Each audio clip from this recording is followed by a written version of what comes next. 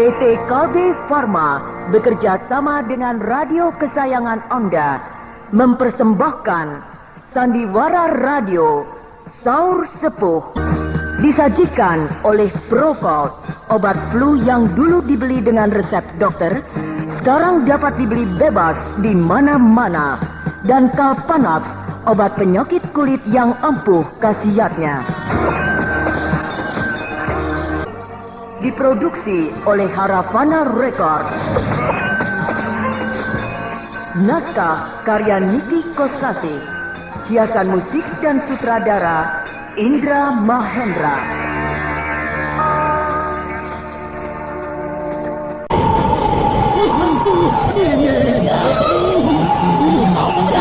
Mulai tak sakit. Kenapa? Obat ini yang dikeluarkan oleh bentar yang berbagi tinggi. Tandanya menemukan kejayaannya dari Tibet.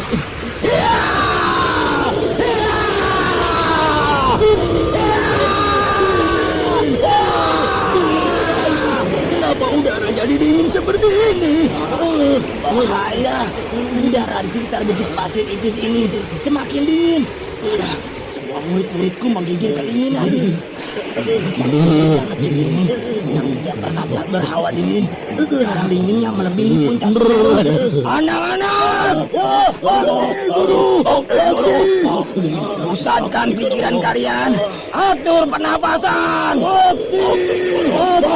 Kaki beruk.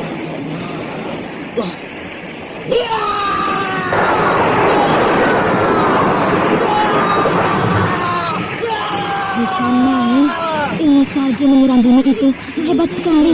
Udara di sekitar tempat ini yang tadi berada panas, sekarang menjadi dingin sekali, seperti hawa udara di puncak gunung yang tinggi. Murid-murid perguruan pasir Itis itu semuanya menggigil, duduk bersila, mengatur pernapasan supaya tidak mati beku. Tapi guru mereka, Eyang Balung, nampak biasa saja. Berarti dia memiliki ilmu yang tangguh, dapat melawan hawa yang dinginnya luar biasa seperti ini.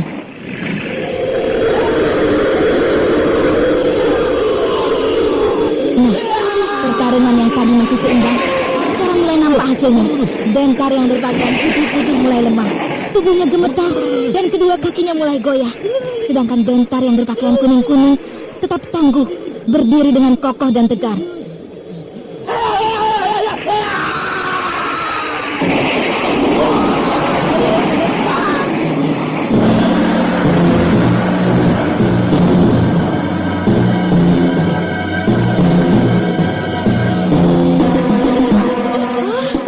Bentar yang berpakaian putih-putih sempoyongan, tubuhnya menggigil tidak kuat menahan hawa dingin, menjadi limbung dan oleng. Badai angin topan sudah hilang sama sekali, dan butiran-butiran salju yang banyak itu mulai menutupi Bentar putih. Iya, sekarang sekujur tubuh Bentar putih tertutup salju. Wah, bahaya, dia bisa mati beku. Lasmini, kau lihat, aku tidak ahli dalam ilmu ganti kejayaan. Aku tidak kuat melawan Bentar palsu. Dia roboh. Tubuhnya dingin sekali. Dia sudah membeku. Eyang Balung. Bentar palsu, ilmu ganti kejayaan yang kau bawa dari Tibet memang luar biasa. Eyang Balung berkelebat menyambar Bentar dan terus dibawa pergi. Iya, cepat sekali dia bergerak. Dalam sekejap mata sudah hilang lenyap dari pandangan. Eyang Balung, kemanapun kau pergi, aku kejar. Bentar palsu harus mati.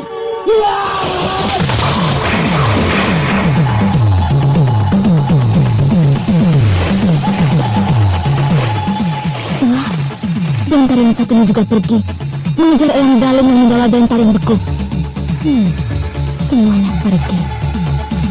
Aku juga harus pergi menyusul mereka. Ya, aku harus tetap hadir menyaksikan hasil akhir dari kemelut ini.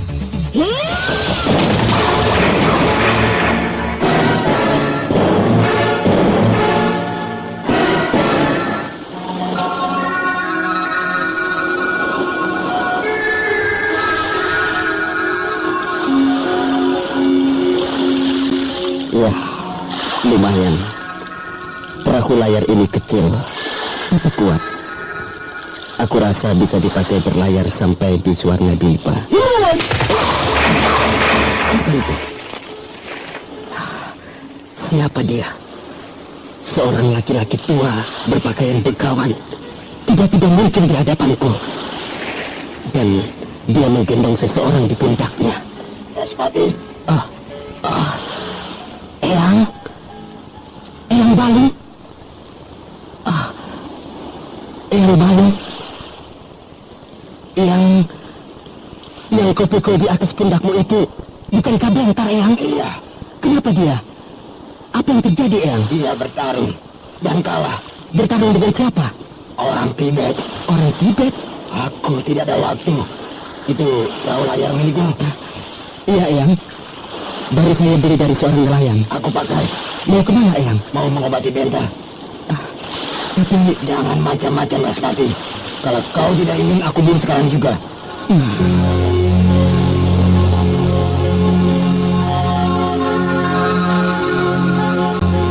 Sialan.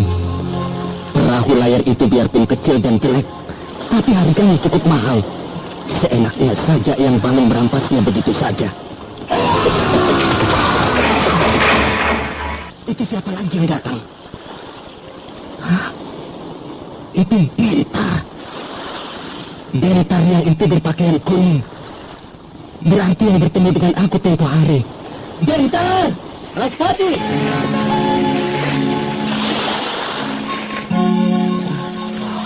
Raspati, kau ada di sini? Aku mau berlayar ke Swarnadwipa. Tapi perahu layar dirampas oleh Eyang Balung. Eyang Balung? Iya.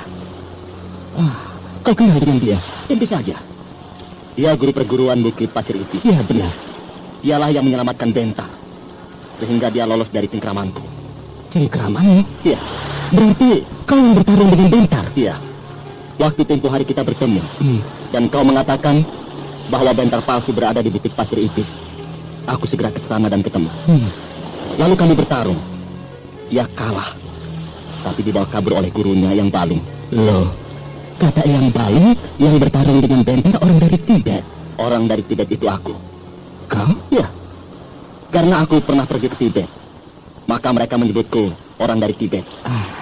Benar. Aku pernah mendengarnya juga, bahwa kau berguru kepada biksu Kampala di Tibet. Iya, benar. Dan sekarang kau akan mengejar mereka? Raspati. Kemana perginya Eyang Balung yang membawa Bentar palsu itu? Aku rasa dia mau ke Luwu. Ke Luwu? Iya. Dia punya saudara seperguruan yang tinggal di sana. Iya. Di mana di sini yang ada menyewakan perahu layar? Pergilah kau ke kampung nelayan di sebelah sana itu. Di sana banyak orang yang menyewakan perahu layar. Baik. Aku segera ke sana. Sebentar. Bukankah kau tempo hari bersama dengan Lasmini? Iya. Lasmini masih berada di Pasir Ipis. Oh. Apa yang dia kerjakan di sana? Dia sedang bingung. Sedang bingung? Iya. Setelah melihat dua Bentar saling bertemu, dia jadi bimbang. Tidak tahu lagi mana yang asli dan mana yang palsu. Kacau. Sudahlah. Nanti juga dia akan tahu sendiri. Maaf, aku sedang memburu waktu. Aku harus cepatnya dapat perahu layar untuk mengejar Eyang Balung yang berlayar ke Tanah Luwu. Iya.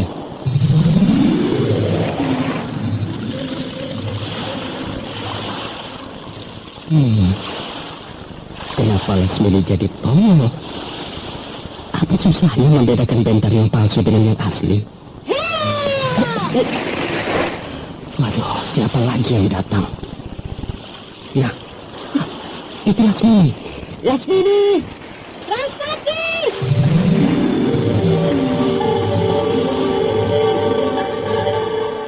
Lasmini, kau pasti sedang mengejar Bentar. Iya, benar. Yang kau kejar Bentar yang asli atau Bentar yang palsu?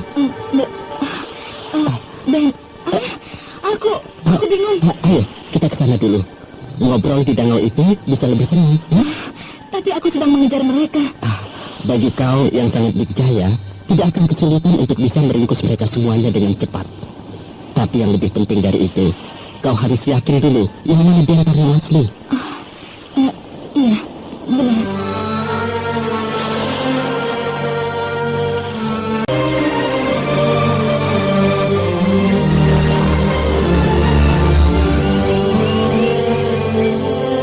Lasmini, kenapa kau jadi linglung? Apa susahnya membedakan mana Bentar yang asli dan mana yang palsu? Bentar yang berpakaian warna putih-putih, itulah Bentar yang palsu. Dan Bentar yang berpakaian kuning-kuning, itu Bentar yang asli. Kau bisa merasa yakin karena kau bergaul selama bertahun-tahun dengan Bentar yang kau katakan palsu. Dan kau juga, bukan? Bukankah kau bergaul dengan Bentar semenjak Bentar masih remaja? Bahkan menurut berita, pernah punya hubungan asmara yang mendalam antara kau dan dia. Iya, Nah, benar. tentunya dengan naluri kewanitaanmu, kau akan bisa membedakannya. Iya, mulanya aku yakin benar. Bentar yang berbaju putih itu Bentar yang asli. Dan memang sengaja aku menggiringnya ke arah hubungan badan yang lebih intim. Maksudku, ingin lebih meyakinkan. Ya, dan memang sangat meyakinkan. Tapi setelah dua-duanya hadir, dua orang Bentar sama-sama berada di hadapanku, aku jadi bimbang. Bentar yang satunya lagi, yang berbaju merah, juga sangat meyakinkan. Tatapan matanya, suaranya, desahnya, membuat aku mabuk. Hatiku tergetar, sama persis dengan setiap kali aku bermesraan dengan dia. Iya, aku mengerti kau jadi bimbang, Lasmini. Sebab aku pun begitu. Karena mereka segala-galanya sama. Tapi aku merasa yakin bahwa Bentar yang berbaju putih adalah Bentar yang palsu. Karena aku punya bukti. Bukti? Bukti yang paling menentukan. Bukti berupa apakah itu? Raspati, apakah benar kau punya bukti yang kuat untuk dapat membedakan mana Bentar yang asli dan mana Bentar yang palsu? Iya, aku punya bukti. Seperti apa bukti tersebut? Begini. Raspati, mari kita menyingkir ke Bukit Pasir Ipis. Hah? Menyingkir? Iya. Memangnya kenapa? Kenapa harus menyingkir, ha? Bentar asli sudah datang. Dia didampingi oleh Lasmini, seorang tokoh wanita yang sangat dikjaya dari Gunung Lawu. Kau takut? Tidak, Nah, kenapa harus menyingkir? Lawan saja mereka. Raspati. Kita tidak boleh gegabah pada Lasmini. Kau memiliki ilmu kadikjayaan yang sangat tinggi. Aku rasa kau akan mampu menandingi Lasmini. Masalahnya bukan itu. Lalu? Inilah kesempatan yang paling baik untuk memutarbalikkan anggapan. Memutarbalikkan anggapan? Iya. Supaya semua orang punya anggapan yang salah tentang munculnya dua Bentar. Dengan cara yang jitu, aku yakin bisa terjadi salah kaprah. Aku bisa menjadi Bentar yang asli. Dan Bentar yang sekarang bersama dengan Lasmini bisa menjadi Bentar yang palsu. Caranya? Aku harus bisa bermain sandiwara. Terutama di hadapan Lasmini. Bermain sandiwara seolah-olah aku ini benar-benar Bentar yang sastrawan dan bukan Bentar yang pendekar. Kau akan berpura-pura tidak bisa ilmu kadikjayaan? Iya. Iya. Begitu aku bertemu nanti dengan Bentar yang asli, aku akan berlaku sebagai seorang sastrawan yang kurang memahami ilmu kadikjayaan. Jadi kalau bertarung, aku akan mengalah. Apa? Mengalah? Iya. Tapi tidak sampai berakibat yang membahayakan keselamatan jiwaku. Kalau dia tidak mengajak kau bertarung? Disinilah diperlukan kepintaranku untuk memancing kemarahan dia. Dengan kata lain, aku harus berusaha membuat dia marah sampai menyerang aku. Lalu yang di Bukit Pasir Ipis itu siapa? Gurumu? Bukan. Lalu siapa? Namanya Eyang Balung, ketua perguruan silat di Bukit Pasir Ipis. Merupakan salah seorang sahabat guruku yang sebenarnya. Iya. Apakah Eyang Balung itu seorang tokoh juga yang memiliki ilmu yang tinggi? Lumayan juga. Tapi kalau dibandingkan dengan guruku, jauh sekali. Sebenarnya gurumu itu siapa? Kau tidak boleh tahu. Kalau begitu, kita bukan sahabat. Kau jangan salah mengerti, Raspati. Semua itu demi lancarnya perjuangan beliau. Perjuangan? Ya, Apa yang sedang diperjuangkannya itu? meruntuhkan kerajaan Madangkara. Meruntuhkan kerajaan Madangkara? Ya, Kenapa kau punya cita-cita yang gila? cita-cita yang gila. Maksudnya apa? Hah? Maksudnya apa mau meruntuhkan kerajaan Madangkara? Karena kerajaan Madangkara musuh kami. Kalau begitu, kau dan gurumu orang dari kerajaan lain yang bermusuhan dengan kerajaan Madangkara. Iya, tapi cukup sampai di situ saja. Kau tidak perlu tahu semuanya. Ya, baiklah. Tetapi apakah di dalam pandanganmu, aku ini orang yang tidak bisa dipercaya memegang sesuatu rahasia? Bukan begitu. Ini semua pesan guruku. Tak seorang pun diperkenankan untuk mengetahuinya. Maaf, Raspati. Kau tentu tahu akibatnya bila kita tidak mematuhi pesan guru. Iya ya. Kau bisa dibunuh oleh gurumu? Itulah. Baiklah. Aku mengerti. Bagus. Mari sekarang kita berangkat ke Bukit Pasir Ipis. Ya.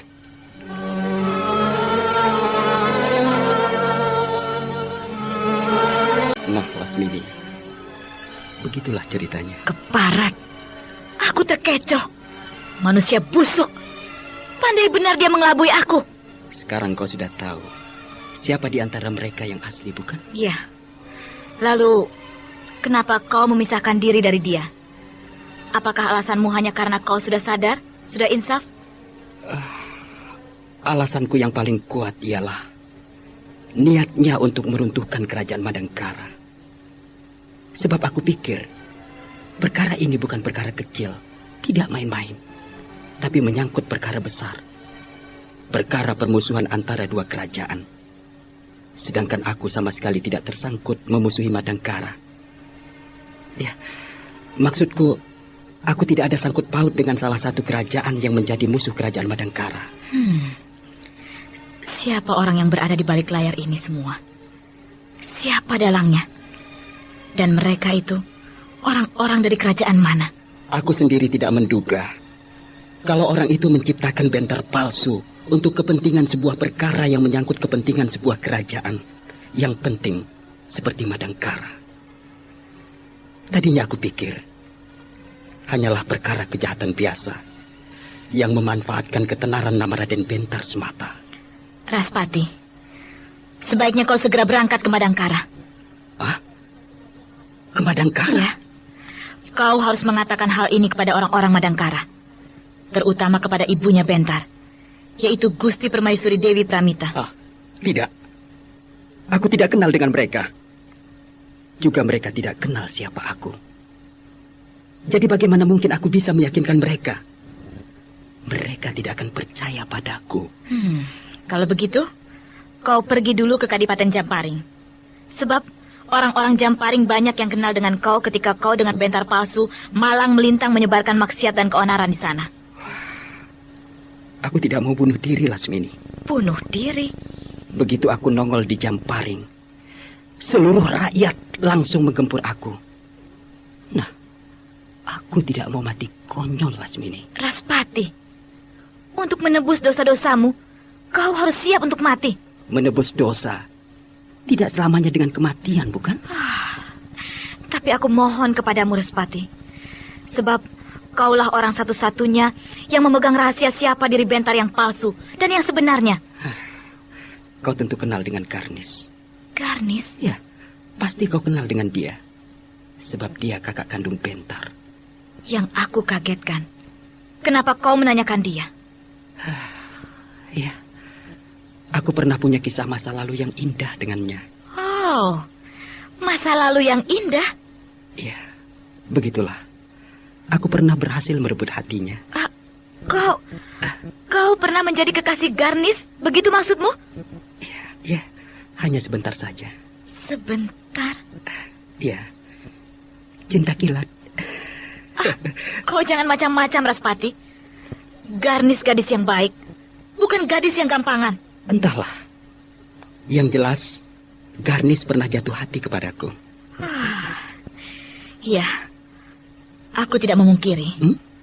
Kau memang ganteng, tentu banyak gadis-gadis yang bertekuk lutut kepadamu. Ya, tapi aku bukan pemuda mata keranjang yang gemar mempermainkan perempuan. Terserah kau. Itu urusanmu. Lalu, apa maksudmu dengan menanyakan Garnis? Hanya dialah orang satu-satunya yang mungkin akan bisa mempercayai aku. Jadi, kau akan menemui dia? Iya. Sayang Raspati. Aku tidak tahu di mana dia berada. Tapi, ya kemungkinan besar masih berada di Madangkara. Atau di Kadipaten Jamparing. Rupanya tidak gampang untuk bisa menemui Garnis. Kenapa kau tidak mempergunakan ilmu kadikjayaan yang kau miliki untuk menyusup ke dalam keraton Madangkara? Ya, mungkin hanya ada satu jalan, yaitu dengan menyamar. Lakukanlah, karena aku benar-benar membutuhkan pertolonganmu. Sekali lagi Raspati, aku mohon, sampaikanlah semuanya kepada Garnis, supaya perkara ini cepat selesai. Kasihan Bentar. Dia tidak bisa masuk ke dalam tempatnya, baik di Madangkara maupun di Jamparing. Iya, aku akan membantumu, Lasmini. Terima kasih, Raspati. Kau akan terus mengejar Bentar palsu, bukan? Iya. Itu, di sebelah sana, ada sebuah kampung nelayan. Di sana kau bisa memperoleh sewaan perahu layar yang baik. Iya, aku segera berangkat. Sekarang marilah kita saling berjabat tangan untuk sama-sama berjuang menegakkan kembali keadilan dan kebenaran dengan menumpaskan prasangka murka dari muka bumi ini. Baik, aku bersedia.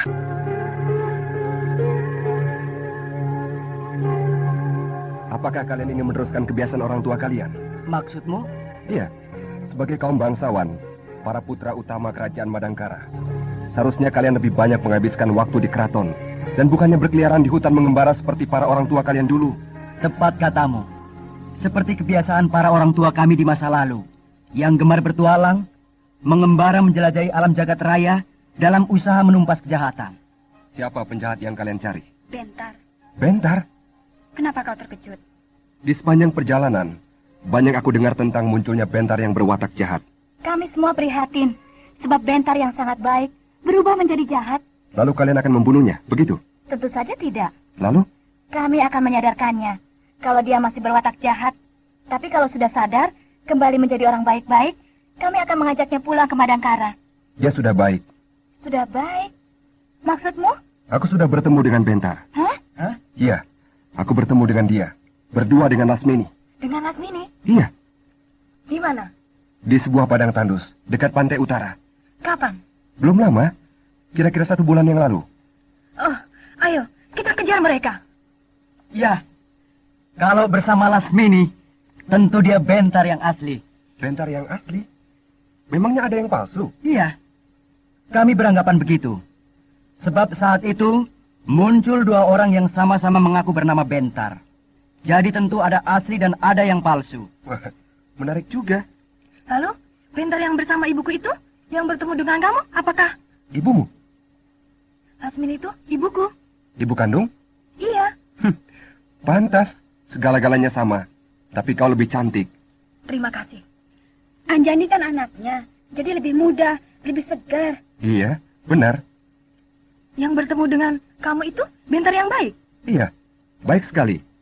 Perilakunya menunjukkan dia benar-benar sebagai seorang putra dari kalangan bangsawan. Kalau begitu, pasti dia Bentar yang asli. Dan sekarang kau jadi penunjuk jalan. Penunjuk jalan? Kamu kan yang tahu tempat itu, bukan? Jadi kalian mau pergi ke padang tandus itu? Iya. Baiklah, mari kita segera berangkat.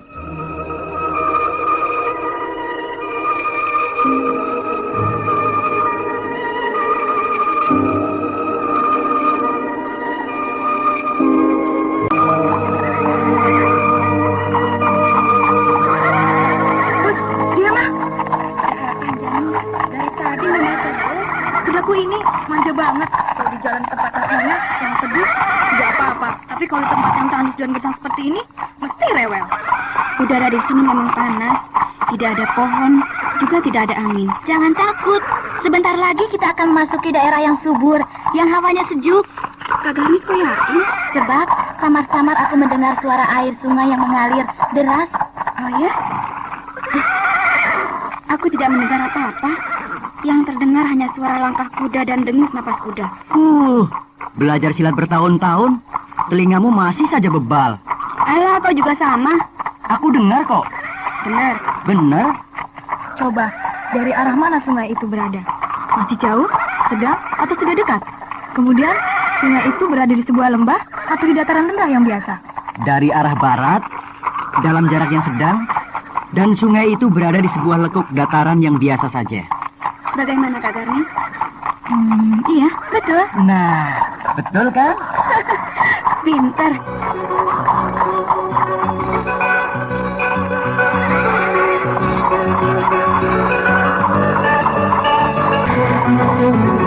Nah, itu di bawah sana.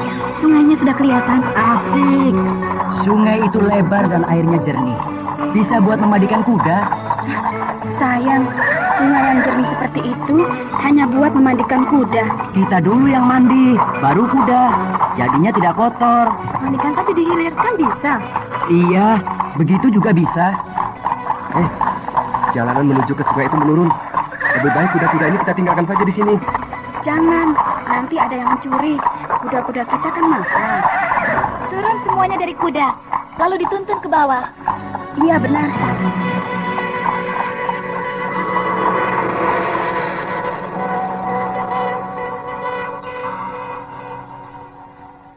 Ada orang.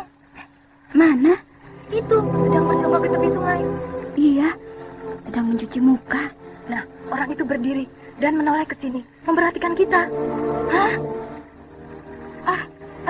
Ada apa, Kak Ganes? Raspati. Siapa? Raspati. Orang itu Raspati. Teman Kak Garnis? Iya. Garnis! Orang itu memanggil Kak Garnis. Dan dia berjalan menuju ke sini. Loh, kenapa Kak Garnis tidak membalas panggilannya? Iya, Kak Garnis malah gemetar dan gugup sekali. Ada apa, Kak Garnis? Apakah pemuda itu musuh Kak Garnis? Jangan takut. Kita gempur saja dia. Jangan. Dia bukan musuh. Lalu, kenapa Kak Garnis kelihatan pucat dan gugup? Tidak apa-apa. Biarkan dia ke sini, mendekati kita.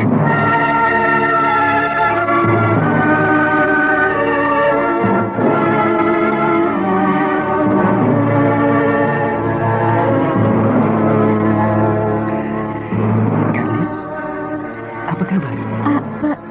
Baik. Hai, bukankah kau teman Bentar?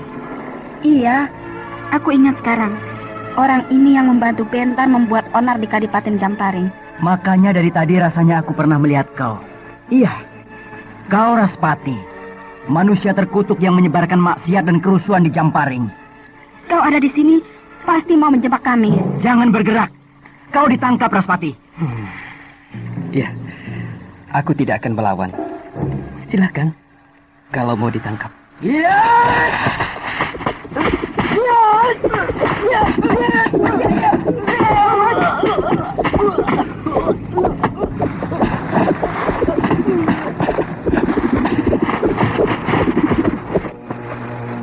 Anjani, Dewi Dara, ambil tali. Iya. Ikat tangan dan kakinya, lalu kita pantek di pohon itu. Iya.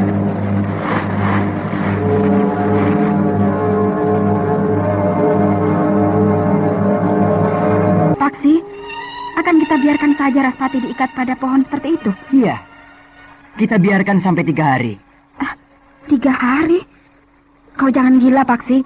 Dia bisa mati. Iya, dia bisa mati lemas. 3 hari 3 malam dipatok seperti itu. Siang kena panas, malam kedinginan, lalu kehujanan, tanpa makan dan minum. Kau kejam, Paksi. Jangan menyiksa manusia seperti itu. Itu belum seberapa dibandingkan dengan kejahatan yang dilakukannya. Meskipun begitu kan tidak boleh langsung dihukum. Tapi harus diperiksa dulu dengan teliti, baru dihukum. Menurut kau, bagaimana, Jaka? Kalau dia, siapa namanya? Raspati. Nah, kalau Raspati itu seorang manusia yang pernah membuat suatu pekerjaan yang terkutuk, merugikan orang banyak, dibikin seperti itu ya cukup wajar. Kau sama saja, punya watak yang bengis. Iya, dua-duanya turunan manusia kejam. Paksi turunan Mantili, kejam dan bengis. Juga kau Jaka Semara, turunan Raden Samba yang... Bapakku bukan orang yang kejam. Buktinya sekarang? Aku kan cuma bermaksud kalau orang itu penjahat besar, wajib dihukum yang berat. Cuma itu maksudku. Kita serahkan pada Kak Garnis saja. Tidak bisa. Kenapa? Kak Garnis melamun terus. Iya ya. Kenapa Kak Garnis jadi begitu? Biasa, penyakit cinta. Apa? Penyakit cinta? Kau jangan main-main, Jaka. Kak Garnis wanita baik-baik. Sudah bertunangan dengan Lidura. Itu kan sekarang. Tapi masa lalu Kak Garnis, apa kalian tahu? Aku sependapat dengan Jaka Somara. Tidak mungkin Kak Garnis tidak pernah punya masalah dengan Raspati. Kalau kemunculan Raspati membuatnya seperti itu, termenung dan melamun, duduk menyendiri. Iya juga ya. Kak Garnis selalu bersikap tenang dan jarang gugup. Tapi begitu melihat Raspati, dia jadi gugup sekali. Wajahnya mendadak jadi pucat dan tubuhnya gemetar, salah tingkah. Nah, sikap yang seperti itu yang diperlihatkan seorang wanita bila melihat laki-laki tidak akan salah. Pasti menyangkut perkara cinta asmara. Kau punya pengalaman seperti itu barangkali? Oh, sering. Hah? Sering? Iya, aku kan jagoan cinta. Pacarku banyak, di mana-mana. Ganti-ganti terus. Cocok. Cocok. Pemuda macam kau cocok jadi laki-laki mata keranjang. Karena sikap Kak Garnis seperti itu terhadap Raspati, maka kita suruh Kak Garnis yang mengadili Raspati. Bagaimana? Setuju? Setuju.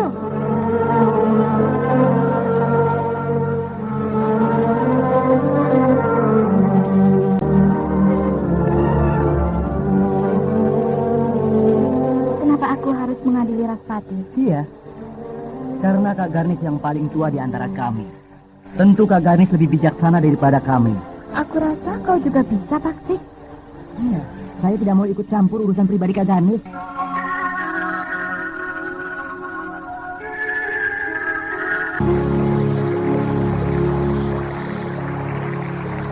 Bagaimana, Paksik? Beres.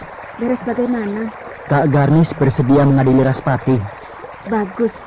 Berarti antara Kak Garnis dan Raspati tidak ada apa-apa. Wah, kamu salah. Salah? Justru sebaliknya. Sebaliknya? Iya. Perkaranya bukan perkara yang sepele, tapi perkara yang berat. Berat? Iya. Kak Garnis nyeleweng. Hah? Nyeleweng? Iya. Kak Garnis tidak setia pada Kakang Widura. Kak Garnis main serong dengan Raspati. Aku tidak percaya. Kak Garnis kan alim.